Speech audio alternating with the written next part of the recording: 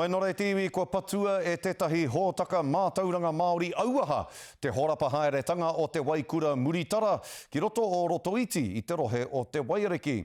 Kua toru tau a Sion me te tarahiti o Rotoiti te kaumārima e mahitahi ana ki tēnei hōtaka auaha nei. I toro atu a Timoti Takiwai ki Rotoiti kia tahuri ake tātou. He whakakotahi i ngā ao e rua.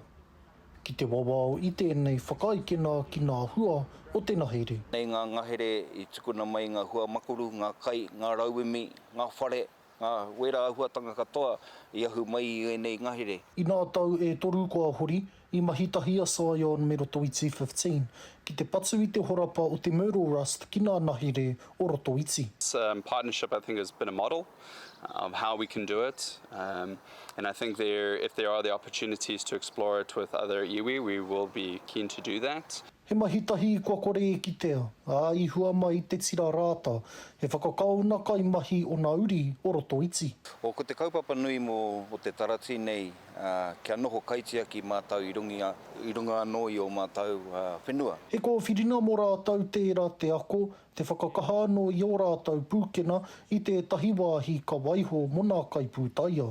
Tau kua pahure ake nei nā ngā tari kāwanatanga, nā te hunga pūtaia, nā rātau e nei mahi. He wāno hoki mo te mātaurana Pākehā ki te nohotahi ki te mātaurana Māori, mo te orana o te whenua. Kia whakakotahi te mātauranga pūtaia me te mātauranga Māori, me ki te mātauranga o te ngahere anō.